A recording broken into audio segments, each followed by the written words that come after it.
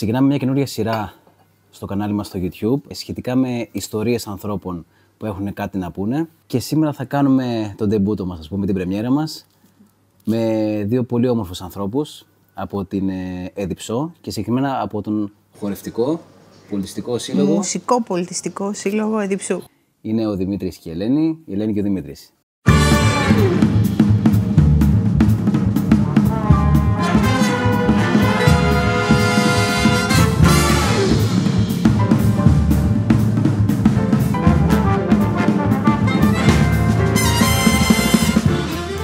Καλώς ήρθατε σε αυτό το νέο ξεκίνημα που κάνουμε, σε αυτή τη νέα σειρά επεισοδίων που κάνουμε για το κανάλι μας στο YouTube. Έχουμε κάνει και άλλα πράγματα μαζί και θα συνεχίσουμε να κάνουμε, έτσι, πολλά πράγματα. Καλοτάξιδα.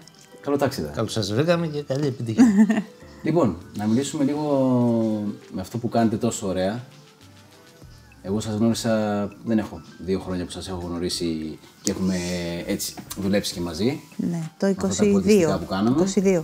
Θέλω να μου πείτε, θα ξεκινήσω από την πρόεδρο, να πούμε ότι η Ελένη είναι και η πρόεδρος του συλλόγου και ο Δημήτρης, αν έχω μάθει καλά, αν μου έχουν πει σωστά οι πληροφορίες μου, είναι από τους παλαιότερους χορευτές. Τα λέω καλά? Σε ηλικία. Ναι. Όχι. Σε υπηρεσία. Ναι. Ένας απλός χορευτής. Ναι. Έτσι έχω μάθει εγώ, δεν ξέρω. Ελένη, ναι. Πόσα χρόνια είσαι στο σύλλογο? Από το 2010, άρα 14. 14, Δημήτρη. Από το... Δεν τα θυμάμαι τόσο πολύ. Είσαι από το 11 ή το 12. Τότε που με πήρε η Ελένη από το χέρι και λέει, έλα πάμε. Αυτό. Ναι, έτσι έγινε. Δημήτρη, γιατί χορεύεις? Είναι πολύ σύνθετο και πολύ απλό. Έτσι, είναι έκφραση. Δεν ξέρω, δεν υπάρχει απάντηση σε αυτό. Χορεύεις γιατί σου βγαίνει έτσι. Κάποιος είπε ότι ζωγραφίζεις πάνω στη γη αυτά που αισθάνεσαι. Με τα βήματα. Ναι. Εσύ, Ελένη? Ναι, νομίζω ότι έχει δίκαιο. Χορεύω γιατί εκείνη την ώρα ξεχνάς τα όρια σου. Είτε αυτά είναι ψυχικά, είτε είναι... εντάξει, ξεφεύγεις. Πνευματικά, αισθάνεσαι, απελευθερώνεσαι. Τώρα με πας και στην επόμενη ερώτηση που θα σου κάνω. Τι νιώθεις όταν χορεύεις? Ναι, το είπα. Ελευθερία και εφορία. Και όταν ακόμα δεν είμαι καλά, γιατί δεν μπορούμε πάντα όλοι να είμαστε... Σίγουρα υπάρχουν στιγμές. Ναι, δύσκολες, οκ. Το περιμένω πώς και πώς. Λέω, θα πάω να χορέψω για να ξεχαστώ, να αισθανθώ καλά. Η ψυχοθεραπεία. Εσύ, Δημήτρη? Δεν ξέρω αν μπορώ να το αποδώσω με λόγια αυτό. Ίσως θα δεις, όταν δεις κάποιους να χορεύουν, θα δεις κάποιους που προσπαθούν να ακολουθήσουν τα βήματα, έτσι είναι τυπικό χορευτή, ας πούμε, και θα δεις και κάποιον που το έχει. Απλά του βγαίνει, έτσι. Ξέρω εγώ, ένα ζεϊμπέκικο, ας πούμε. Δεν μπορεί να το χορέψεις τυπικά. Ναι. Πρέπει να το νιώθεις, αλλιώς δεν βγαίνει. Πιστεύω και στους περισσότερους χώρους. Τώρα στους παραδοσιακούς είναι κάτι άλλο. Έτσι, έχει παράδοση μέσα, έχει πολιτισμό, έχει ιστορία, έχει πολλά πράγματα. Μια φορεσιά, ας πούμε, που τη φοράς, έχει και συναίσθημα μέσα. Ποιοι τη φορέσαν αυτοί, γιατί τη φορέσανε. Γιατί είναι έτσι φτιαγμένη. Ποιος την έφτιαξε, γιατί την φτιάξανε? Γιατί οι νησιώτες φορούσαν βράκα, εκ των πραγμάτων θα φορούσαν βράκα, αφού έπρεπε να πατήσουν στη θάλασσα. Είναι πολλά. Είχε και τεχνικές λεπτομέρειες, δηλαδή κάθε φορεσιά είχε και τεχνικές λεπτομέρειες. Βεβαίως, ναι. Πιο χοντρές, όσο πάμε στη Βόρεια Ελλάδα, πιο χοντρές, πιο πολλά, όσο κατεβαίνουμε, πιο ανάλαφρες. Είναι δηλαδή η γεωγραφική έτσι περιοχή καθόριζε σαφώς και την ενδυμασία. Τώρα θα σου πω... Όπως επίσης και πιο φτωχές, να το πούμε έτσι, περιοχές της Ελλάδας τότε, φαίνεται και ότι οι φορεσιές τους είναι πιο λιτές. Και φτωχές, ακόμα και στα υφάσματα. Ενώ αν πας σε κάποιες περιοχές που ήταν πιο οικονομικά εύρωστοι, θα δεις ότι είχαν άλλου είδους, δηλαδή μεταξωτά, κεντυμένα χρυσοκέντητα, ενώ άλλες περιοχές δεν είναι έτσι. Θυμάσαι μια στιγμή που να σε στιγμάζει, δηλαδή την καλύτερη σου στιγμή και τη χειρότερη σου? Ως χορεύτρια. Θα πω τη χειρότερη μου. Η χειρότερη μου ήταν όταν έκανα ένα λάθος. Εντάξει, φαντάζομαι λάθη είναι πολλά. Γίνονται, πάντα. Αλλά εντάξει, εκείνη την ώρα το καταλαβαίνεις ότι και παίρνεις και άλλους στο λαιμό σου και λες γιατί. Αλλά συμβαίνουν. Εντάξει, εκεί δεν αισθάνεσαι όμορφα. Καλύτερη στιγμή, ξέρω, είναι πολλές. Δημήτρη. Ναι. Πρώτη φορά που χόρεψα σε εκδήλωση του συλλόγου, νέος χορευτής τότε, και είχα τρακ, έτσι, και λέω πώς θα βγω πάνω τώρα. Και κάποιος λέει, ίσως η κυρία εδώ. Ναι, εγώ ήμουνα. Λέει, μη φοβάσαι, λέει, και για το μάτι δεν καταλαβαίνεις τίποτα. Λέει, θα σου βάλουμε μια μουτζούρα πίσω από τα αυτή. Ναι. Άλλος έλεγε, πιέσε ένα ουίσκι για να... Μια στανιάρης. Ναι. Και μου βάλανε, ήμασταν στα πλατάνια πάνω και πήγαν στην ψισταριά, πήραν ένα κάρβουνο και με μουτζούρασαν. Ναι. Δεν το ξέρει κανείς. Δηλαδή έγινε, πρακτική έγινε. Αλήθεια. Ναι, επιτόπου. Το λέει η γιαγιά μου Κατίνα. Βάλε μια μουτζούρα. Όχι, ερχόταν Καμαριώτησα ή Γουργοβιτσιώτησα? Καμαριώτησα. Η γιαγιά μου Κατίνα μας έδινε, όχι μόνο εμένα, 25η Μαρτίου, μας έδινε όλα τα κορίτσια, έτσι. Την περιμέναμε πώς και πώς. Και πριν φύγω από το σπίτι, έλεγε έλα εδώ, τι θες. Και έπαιρνε ένα μολύβι και με μουτζούρωνε και έλεγε έλα ρε γιαγιά, θα φανεί, ξέρει. Τίποτα, όχι, και από τότε μου έμεινε. Έτσι εξηγούνται όλα. Ναι. Σταμάτα. Η επόμενη ερώτηση πλησιάζει, είναι σχεδόν ίδια. Μια στιγμή που να σε στιγμάτισε, δηλαδή όποτε χορεύεις να θυμάσαι αυτή τη στιγμή. Υπάρχει μια τέτοια στιγμή? Καλοπροαίρετα, να με στιγμάτισε καλοπροαίρετα. Ναι, είτε να σε στιγμάτισε με καλό τρόπο είτε με άσχημο τρόπο. Υπάρχει μια τέτοια στιγμή? Με καλό, ναι. Νομίζω ότι κάθε φορά που τελειώνουμε και μας χειροκροτούν, νομίζω ότι εκεί αισθάνεσαι έτσι, όχι δικαίωση, δεν είναι ωραίο. Ευχαρίστηση. Μια ευχαρίστηση, ναι, μια ικανοποίηση. Ναι, αυτές είναι οι ευχάριστες στιγμές. Γιατί φτάνεις στους στόχους. Όπως εγώ, όταν ανεβαίνω στις κορυφές, τρώω το ζόρι και με το που βλέπω το κολονάκι. Ο κόσμος όλοι βλέπουν κάποιους που χορεύουν. Δεν ξέρουν όμως ότι για να βγει αυτό, γιατί είμαστε σύνολο, δεν είναι η Ελένη που χορεύει ο Δημήτρης. Είμαστε σύνολο, από το πώς θα κρατηθούμε, από το πώς θα σταθούμε, πώς θα συγχρονιστούμε. Εντάξει, για να γίνει όλο αυτό και να είναι ένα ωραίο, έτσι, να υπάρχει αυτή η αρμονία και να το εισπράττει και ο κόσμος. Γιατί όπως είπε ο Δημήτρης πριν, εντάξει, υπάρχουν και εσύ 1, 2, 3, 4, 5, 6, μπρος, πίσω, ναι. Αλλά για να εισπράξει ο κόσμος όλο αυτό, ότι χορεύω και το κάνω για να σε ευχαριστήσω και σένα εκτός από μένα. Υπάρχει δουλειά. Έχει πέσει δουλειά από πριν. Δουλειά. Και δουλειά ακόμα και με νεύρα και γιατί με κρατάς, γιατί με σπρώχνεις. Και ώρες ατέλειωτες. Δεν θυμάμαι εγώ το καλοκαίρι που ετοιμαζόμασταν βασικά για την παράσταση, που ερχόμουν το βράδυ 9 και 10 η ώρα και σε βλέπα στον Απόλλωνα και χορεύατε. Ναι, γιατί στα σκοτάδια μέσα. Άλλος δουλεύει, άλλος είναι υπάλληλος και έχει άλλο ωράριο, όλα αυτά εντάξει. Τώρα δεν το είχα ετοιμάσει αυτό να το πω, αλλά μου βγήκε. Είναι οι θυσίες που κάνετε, έτσι. Κάνετε πολλές θυσίες για να. Σαφώς κάνουμε. Στα ωράρια, στις δουλειές σας, στην προσωπική σας ζωή. Ναι, είναι η λόξα αυτή. Ναι, κάνεις θυσία. Κάνεις και λες, ναι, εντάξει, θα το.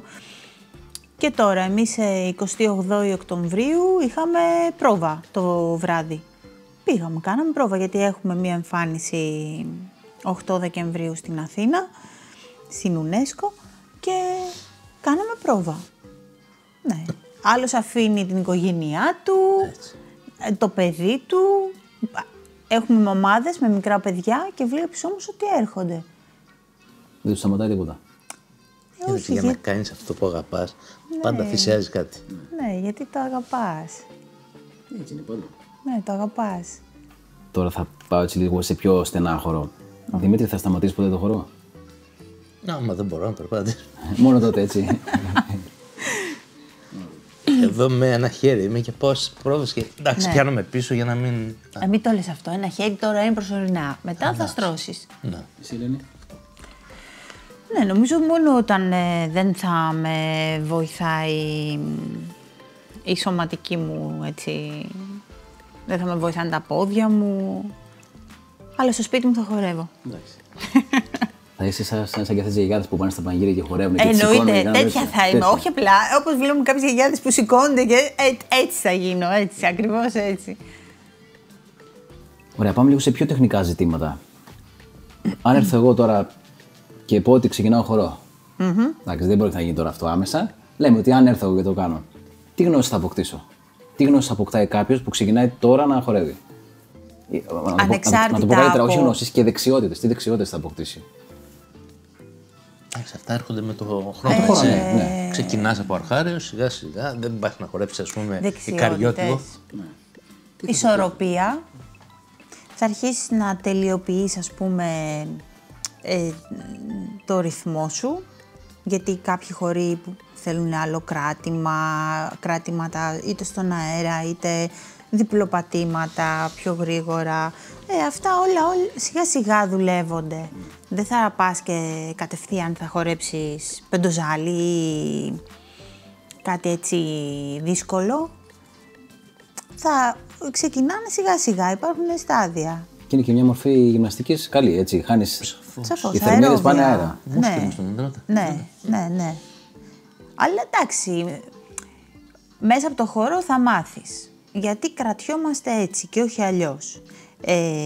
Γιατί...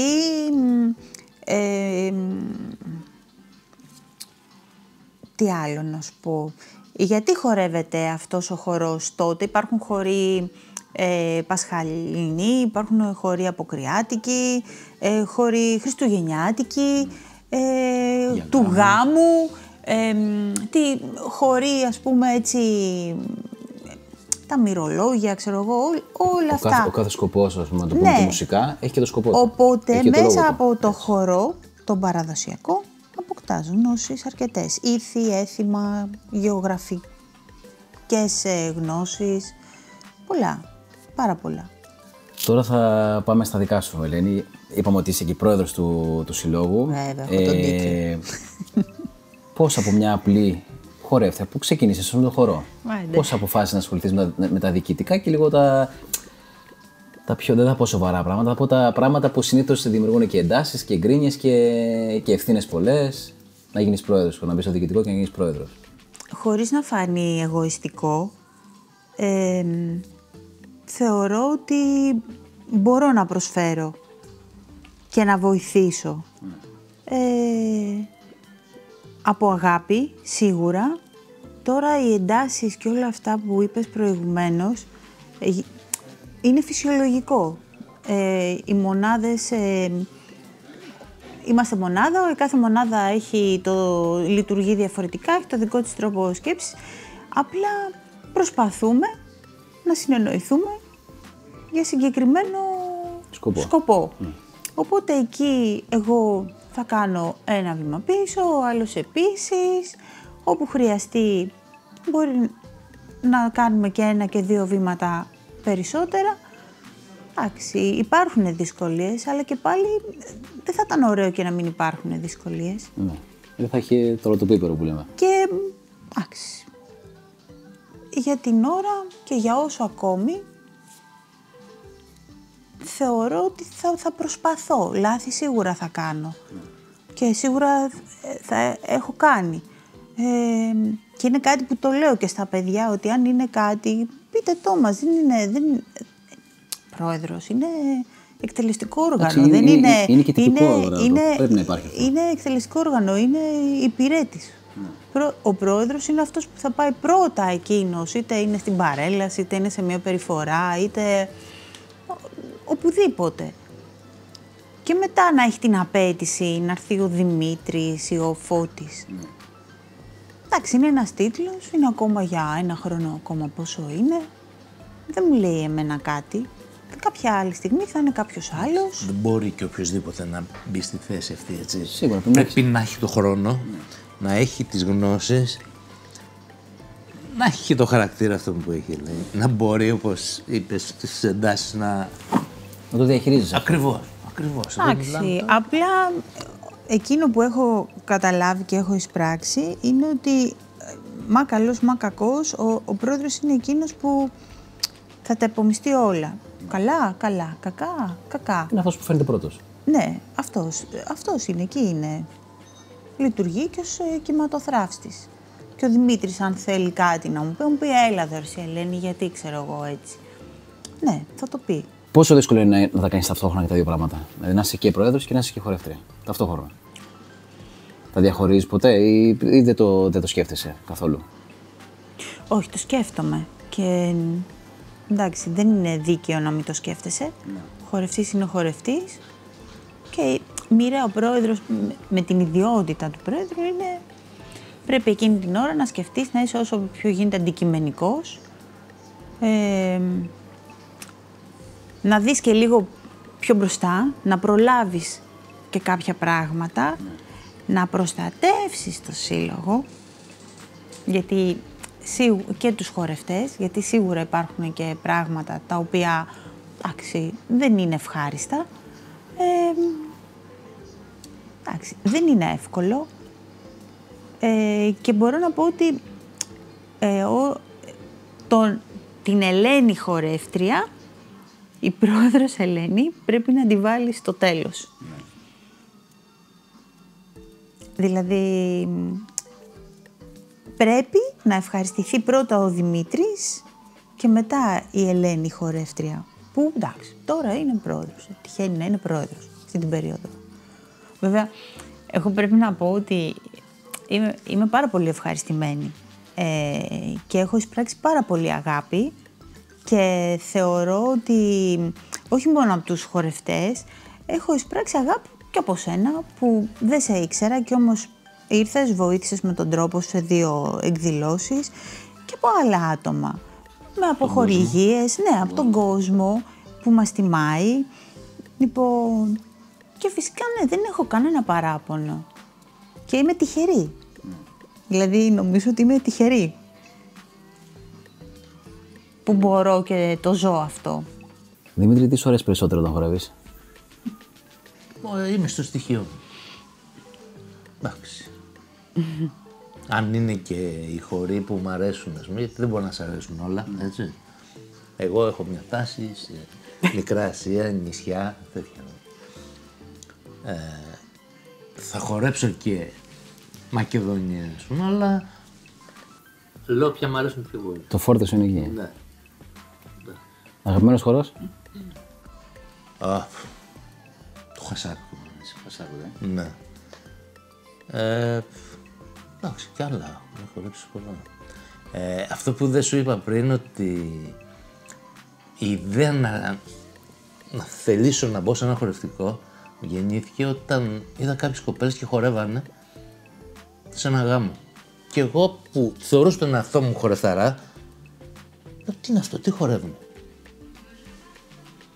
Και μου λέει κάποιος, εσύ αυτές πρέπει να είναι από χορό, λέει, από σύλλογο, γιατί είναι ικαριώτικο. Και τι είναι αυτό το πράγμα? Και κάποια στιγμή το έμαθα και αυτό. Εντάξει. Είναι πολλά, όπως επίσης και κάτι που δεν είπαμε πριν, αυτό που εισπράττουν οι χορευτές σαν κάτι όμορφο στο σύλλογο, είναι ότι είναι μια ώρα που φεύγουν από όλα τα καθημερινά που κάνουν. Το βλέπω με πολλές κοπέλες, κυρίες, ξέρω εγώ, που είναι στο σύλλογο, που εκείνη την ώρα φεύγουν από το σπίτι, από τις δουλειές, από την οικογένεια και είναι αυτή 1-2 ώρες δικιά τους, έτσι. Και επίσης όταν μας καλούν σε σε κάτι φεστιβάλ που γίνονται, είναι πολύ όμορφο. Δηλαδή κάνεις μια ωραία εκδρομούλα, πας, εκπροσωπείς τον τόπο σου. Ναι, ναι. Σε καλούν, ας πούμε, στην Αντίπαρο, στο φεστιβάλ και πας, ας πούμε. Είναι πολύ όμορφες εμπειρίες σε διάφορα μέρη που έχουμε πάει. Εντάξει. Όλα αυτά θα εισπράττεις μέσα από εκεί. Ναι. Βλέπεις και άλλα χορευτικά? Έχεις το μέτρο σύγκρισης μετά? Παίρνεις και ιδέες από εκεί. Ιδέες. Απλά βλέπεις. Βλέπεις σαν συγκρίνεις. Και τοποθετείς ακόμα και το χορευτικό σου σε κάποια, ξέρεις, είναι πολύ καλό, είναι μέτριο, γιατί αυτά πάντα υπάρχουν και θα υπάρχουν. Και αλίμονο αν δεν υπάρχουν. Πρέπει να υπάρχουν. Είναι ένας ανταγωνισμός, ας πούμε. Μπράβο, ναι, είναι η άμυλα αυτή. Ναι. Επίσης, τώρα με αφορμή αυτό που είπε ο Δημήτρης, και εγώ ήμουνα εδώ πόσα χρόνια. Δεν είχα όμως, δεν ήξερα ότι υπάρχει το χορευτικό. Χόρευα στο σχολείο ως παιδάκι με την κυρία Ντίνα τη Θεοχάρη που είχαμε γυμνάστρια. Μετά κάθε 25η Μαρτίου, τίποτα το απλό, το σχολικό. Τα τυπικά. Ναι, στο σχολείο που χορεύαμε. Το 10 όμως, μέσω της φίλης μου της Σοφίας, λέει, ξέρεις, υπάρχει και ένα χορευτικό, μήπως θέλεις να έρθεις? Και λέω, που κάνετε? Λέω, με ποιον κάνετε? Λέει, με την κυρία Ντίνα. Λέω, με την κυρία Ντίνα, εντάξει, την είχα και στο σχολείο. Και λέει, ναι, λέει, δεν θέλεις να έρθεις? Και έτσι ξεκίνησα. Είχα να χορέψω από το σχολείο. Ναι. Η Σοφία δηλαδή ήταν η αιτία, η οποία Σοφία είναι και μια χορεύτρια το 2003, 21 ετών. Είναι στο σύλλογο 21 χρόνια. Θα την πείσουμε να μας μιλήσει. Βεβαίως. Είναι ιδρυτικό. Δηλαδή. Εγώ 10 ξεκίνησα. Όχι από τα 10. Ναι, από τα 10. Τσάχ, θα μας δει τώρα. Λοιπόν. Άρα, Ελένη, ναι. Τι σου αρέσει όταν χορεύεις? Εννοείς χορούς, έτσι. Γενικά, τι σου αρέσει όταν χορεύεις, τι σου αρέσει? Για περιοχή. Όχι ποιος χορός, τι νιώθεις, τι σου αρέσει όταν χορεύεις, τι σκέφτεσαι, τι σε κάνει να θες να χορεύεις συνέχεια? Όχι, καλά, δεν χορεύουμε τη συνέχεια. Επειδή μου στο χορό, εκείνη την ώρα. Αυτό που σου είπα πριν, ότι αισθάνομαι ελευθερία. Μεγάλη ελευθερία. Να απαντήσω εγώ. Πετάει. Ναι, ελευθερία. Ναι. Εγώ θα το πω φωτογραφικά τώρα. Δεν είμαι φωτογράφος, εγώ είμαι ερασιτέχνης φωτογράφος, αλλά στις φωτογραφίες που την έχω τραβήξει, αλλάζει τελείως η μορφή της. Ή δεν το έχω πει αυτό ποτέ? Όχι. Ναι, αλλάζει η μορφή σου τελείως. Δηλαδή, αλλιώς είμαστε τώρα που μιλάμε, στις φωτογραφίες όταν χορεύεις, άλλη όψη, άλλη προσωπικότητα τελείως. Ναι, εντάξει. Θεωρώ. Γενικά, βασικά, όλοι όσοι όταν χορεύετε αλλάζουν τα πρόσωπά σας. Ναι. Δηλαδή, και έχω παρατηρήσει ότι ανάλογα και με το χορό που χορεύετε. Έτσι. Δηλαδή, χορεύετε τσάμικο, κανένα βαρύ τσάμικο, βλέπεις αγριεύεται. Χορεύετε κανένα νησιώτικο λίγο πιο ελαφρύ, γαληνεύεται. Μα αυτό. Ακόμα και στους χορούς που είναι, και όταν χορεύετε ζευγάρια, υπάρχει ένας ερωτισμός.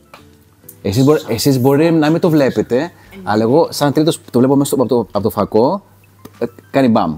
Τώρα να σου πω κάτι, αυτό το ζευγάρι, εγώ όλο με γυναίκες χόρευα, δεν έχω. Το λέω, εντάξει, πάμε παρακάτω.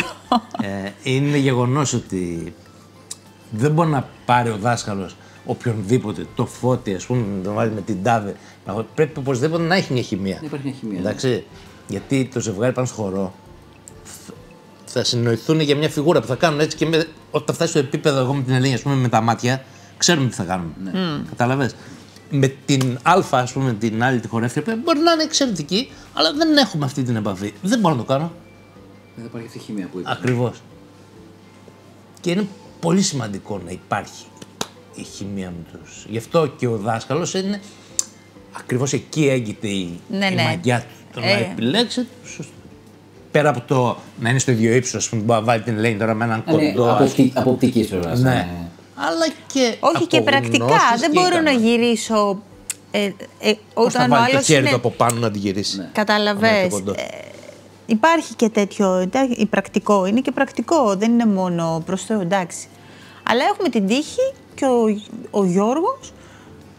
Ο δάσκαλος, ο χοροδάσκαλος. Θα τον έχεις και αυτόν εδώ, βεβαίως. Ναι.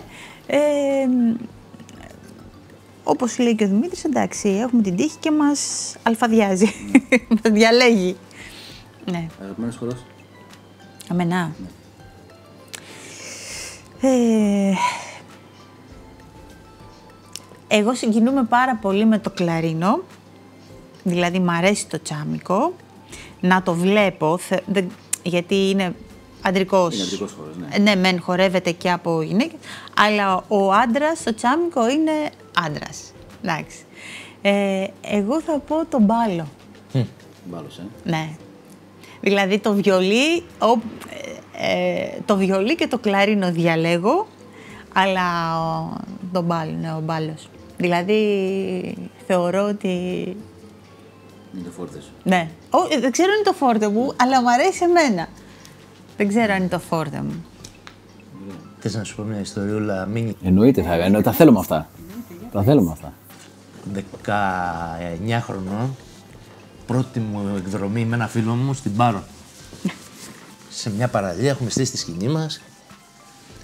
Ένα μαγαζάκι από πάνω, το οποίο καφέ, φαγητό, τα πάντα εκεί τα κάναμε. Μας έδινε μια βρύση και κάναμε μπάνιο. Και το έχει μια κυρία η οποία είναι ολοζώντανη. Σερβίρει και ξαφνικά σταματάει και χορεύει. Είναι η χρονιά που έχει βγάλει ο Πάριος τα νησιώτικα. Ναι. Δεν θα πω ποτέ είναι γιατί θα κάνετε προσθέσεις και τέτοια. Λοιπόν, με είχε συμπαθήσει. Ήμασταν οι μόνοι Έλληνες, όλοι οι άλλοι ήταν Γερμανοί. Λοιπόν, σταματάει κάποια στιγμή και μου λέει: αφού σε βλέπω, είσαι χορευταράς, μου λέει: σήκω πάνω. Ρε κύριε Μαρέας, λέω: τι είναι αυτό που χορεύει? Εμείς σιρτά χορεύουμε. Τι είναι αυτό που χορεύεις εσύ? Ρε μπάλος είναι, μου λέει: σήκω πάνω. Πρώτη φορά άκουσα τη λέξη αυτή, έτσι. Ναι. Απ' την άλλη βραδιά, εγώ μάθαινα τους Γερμανούς μπάλα. Ναι. 19, έτσι. Πού τώρα που έχουν περάσει και 20 χρόνια. Έτσι. Τώρα όμως το έχει εξελίξει πολύ καλά το μπάλο. Δεν μπορώ να πω, εντάξει. Όλα είναι καλά. Πόσο δύσκολο είναι να μάθει κάποιος να χορεύει? Αν θέλει, καθόλου. Ναι, χρειάζεται ας πούμε, να έχεις λίγο το ρυθμό μέσα σου. Ξέρω, αυτό το μαθαίνεις. Είναι κάτι που το μαθαίνεις. Ας πούμε στη μουσική, επειδή ασχολούμαι με τα τύμπανα και αυτά, ξέρω, και είμαι και μουσικός, ο ρυθμός πρέπει να τον έχεις. Δηλαδή, όσο και να τον μάθεις, αν δεν έχεις το μοτίβο μέσα σου, αν δεν έχεις το ρυθμό, το γκρουβάρισμα και αυτά που λέμε εμείς, δεν θα το πας καλά. Θα παίζεις τεχνικά. Άρα, αφού είσαι μουσικός, ναι, βλέπει το ματάκι σου όταν κάποιος χορεύει σε ένα κύκλο, τους βλέπεις τους άριθμους. Βλέπω πολλά αυτό όταν παίζω. Παρόλο που μπορεί να πηγαίνουν σωστά τα βηματάκια. Ναι. Δεν γκρουβάρουν. Ας πούμε, ένας μουσικός, ένας drummer, μπορεί να παίζει ένα ρυθμό, ένα σιρτό, να το παίζει ακριβώς όπως είναι. Δεν θα γκρουβάρει, δεν θα κάνει το τραγούδι δικό του. Να βάλει μέσα τα τσαλιμάκια του, να βάλει όπως όταν χορεύετε εσείς. Μπορεί να χορεύεις απλά τα βήματα και να κάνεις και τις φιγούρες σου. Για να κάνεις φιγούρες, πιστεύω ότι πρέπει να έχεις και το ρυθμό μέσα σου. Να έχεις και την άνεση, να έχεις και τον αέρα να το κάνεις. Ναι, γιατί αν πάει κάποιος που δεν το έχει να κάνει μια φιγούρα, μπορεί να χάσει και όλο το βήμα, να το πάει και να το πατήσει λάθος. Τελείως. Είναι όπως το πες. Κάποιοι άνθρωποι το έχουν. Έτσι. Βλέποντας, και αυτό η δίκαιη λένε αυτό. Νέα παιδιά που ήρθανε στην πορεία αυτών των ετών στο σύλλογο, ας πούμε, βλέπεις ότι ο Α ζορίζεται, ρε παιδί μου, να τα πατήσει τα βήματα. Και έρχεται ο άλλος και λες και το ξέρει από χθες. Τάκ, μέσα σε μια-δυο μέρες μαθαίνει και πατάει. Γιατί το έχει μέσα του. Πιάνει το ρυθμό ίσως πιο καλά. Δεν ξέρω τι φταίει γι' αυτό. Ο χορός είναι. Τι αποτελεί το χορός? Τα βασικά συστατικά του. Ο ρυθμός είναι για να ξεκινήσεις να χορεύεις. Δηλαδή να έχεις λίγο ρυθμό μέσα σου. Χρειάζεται γι' αυτό. Να πετάει και λίγο η καρδιά σου. Αυτό. Να το θέλεις λίγο. Να σε εκφράζει. Να σε εκφράζει. Αν δεν μπορείς να εκφραστείς μέσα από το χορό, τέχνη είναι και ο χορός. Μία μορφή τέχνης, όπως είναι η μουσική, η ζωγραφική. Τέχνη είναι. Αν δεν μπορείς να εκφραστείς, εντάξει, θα χορέψεις και θα το κάνεις και πολύ καλά και δεν θα το πάρουν και πάρα πολύ χαμπάρι, σίγουρα. Αλλά αυτός που το έχει και είναι, ρε παιδί μου, όπως που έχει και το ρυθμό και την αρμονία και μπορεί έτσι λίγο να τα παντρέψει πάρα πολύ ωραία, φαίνεται. Φαίνεται. Κάτι ανάλογο δεν είναι και με τη δουλειά σου, ας πούμε, εδώ τώρα? Δηλαδή, και εγώ μπορώ να πάρω μια κάμερα και να αρχίσω να τραβάω εδώ. Ναι, είναι το καλύτερο κομμάτι. Το αποτέλεσμα όμως θα δείξει ποιος είχε το ταλέντο και ποιος όχι. Έτσι. Καλά, όλες τις τέχνες που μπορείς να τις καλλιεργήσεις σε βήμα είναι αυτό. Να έχεις τη μαγιά από πίσω. Να έχεις τη μαγιά. Και άμα το θες κιόλας, γιατί το θες, σίγουρα. Με την προσπάθεια βλέπουμε έχουν γίνει τεράστια πράγματα. Ναι. Πριν κλείσουμε αυτό το πρώτο επεισόδιο, ναι, έχω μάθει μια ιστορία για το επώνυμό σου. Έχει να κάνει λίγο με νησιά, έχει να κάνει με τη Βόρεια Εύβοια, με κάτι κυνηγητά περίεργα που έμαθα. Ναι. Είναι μες στην παράδοση, θέλω να μου το πεις. Ναι. Είδες, παρόλο που εμένα μου αρέσει να χορεύω μπάλο. Δεν τα ξέρω αυτά εγώ. Σταμάτησε καινούργια. Α, τα ξέρεις καλέ. Λοιπόν, ο παππούς του παππού του μπαμπά μου, φουρτουνάκηδες και βραντάκηδες, έτσι δεν έλεγε. Λοιπόν, ήταν από το Κασανδρινό, το χωριό της Χαλκιδικής. Είχε αλλιευτικό, επί τουρκοκρατίας όμως το είχε βάλει στον αγώνα κατά των Οθωμανών, με αποτέλεσμα, επειδή ήταν επικηρυγμένος, να έπρεπε να φύγει, να κατέβει όλο και πιο χαμηλά για να μην τον βρουν. Και έτσι έφτασε στα Κανατάδικα. Κατέβηκε στα Κανατάδικα, δεν έμεινε στα Κανατάδικα, προχώρησε λίγο πιο μέσα, μην τυχόν τον ακολουθούσαν και τον βρουν. Και έτσι έφτασε στα Καμάρια. Το επίθετό μας δεν είναι Χασανδρινός ή Κασανδρινός, δεν ξέρουμε ποιο είναι μετά από τόσα χρόνια. Γιατί τότε λέγανε, να, ο Δημήτρης ο Κασανδρινός που είχε έρθει από την Κασάνδρα. Με αποτέλεσμα Κασανδρινός, ένας γραμματέας όμως, τον παππού μου, τον είχε γράψει με χ, Χασανδρινός. Πήγε ο παππούς και λέει, όχι, λέει, δεν είναι χ, είναι κα. Και λέει, ο Χριστάφη, λέει, τώρα λέει, πρέπει να το σβήσω, να το κάνω. Το αφήσουμε, λέει, έτσι. Λέει, άστο έτσι. Και έμεινε μετά Χασανδρινός. Αυτά, γιατί είναι από που είμαι. Μακεδόνισσα, αλλά εγώ θέλω να χορεύω μπάλο. Εντάξει, ναι. Λοιπόν, και σιγά σιγά θα κλείσουμε τώρα αυτό το επεισόδιο. Θέλω να μου πείτε, Δημήτρη, πρώτα εσύ, μία ευχή για το μέλλον. Και για το χορευτικό μέλλον και για το σύλλογο και για... Πώς το βλέπεις το κομμάτι αυτό? Σε πρώτη φάση να έχουμε υγεία. Και αυτό που βλέπω τώρα που έρχονται νέα παιδάκια, να συνεχιστεί, ρε παιδί μου, γιατί είναι ό,τι πιο όμορφο να βλέπεις στη συνέχεια. Έτσι. Και η παράδοση συνεχίζεται και ο πολιτισμός και όλο. Ό,τι πιο όμορφο. Εσύ, Ελένη? Ναι, και εγώ θα πω αυτό. Υγεία. Εγώ λέω και αγάπη και αρμονία μεταξύ μας. Πάντα τα λέω αυτά. Όπως είπε και ο Δημήτρης τώρα, για το σύλλογο θα ήθελα να εξελιχθεί όσο δυνατόν καλύτερα γίνεται. Είτε αυτά είναι μέσα από νέα μέλη έτσι ενηλίκων, είτε είναι και παιδικά. Γιατί να πούμε ότι έχουμε και παιδικό τμήμα και είναι πάρα πολύ ευχάριστο και μπράβο στους γονείς που φέρνουν τα παιδάκια τους. Γιατί μέσα από τον παραδοσιακό χορό και το χορό έτσι, τους ελληνικούς χορούς, γιατί δεν κάνουμε αργότερα και πιο ρεμπέτικα και πιο λέκα, μαθαίνεις ιστορία, μαθαίνεις την ιστορία της Ελλάδας και μαθαίνεις και μπαίνουμε σε αυτή τη διαδικασία το πνεύμα συλλογικότητας και όταν ένα παιδάκι μπαίνει από μικρό σε αυτή τη διαδικασία, νομίζω ότι είναι ένα καλό εφόδιο. Τώρα τι άλλο, να είμαστε καλά και να προσπαθούμε να κάνουμε όσο δυνατόν καλύτερα πράγματα. Μακάρι να μας βοηθάει ο κόσμος όπως μας βοηθάει ήδη και να σας έχουμε όλους στο πλευρό μας. Να χορεύετε, να βγάζουμε εμείς φωτογραφίες και βίντεο. Εννοείται. Έτσι. Και όχι μόνο, να κάνουμε και κάτι άλλο. Πολλά πράγματα. Ναι.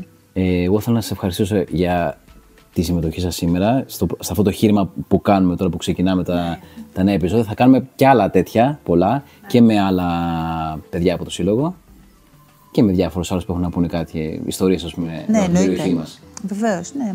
Ετοίμασε τη γιαγιά, τη γιαγιά, τη θεία, τη μαμά, ετοίμασέ τους μας. Τον μπαμπά, τον μπαμπά, εντάξει. Εγώ θέλω να σας ευχαριστήσω που ήσασταν μαζί μας απόψε. Θέλω να μείνετε συντονισμένοι στο κανάλι μας, να κάνετε μια εγγραφή, ένα like, να αφήσετε τα σχόλιά σας. Γιατί θα έρθουν πάρα πολύ όμορφα πράγματα και αυτά που κάνουμε τα οδηπορικά στα χωριά, αλλά και αυτή τη σειρά που ξεκινάμε τώρα με τα podcast.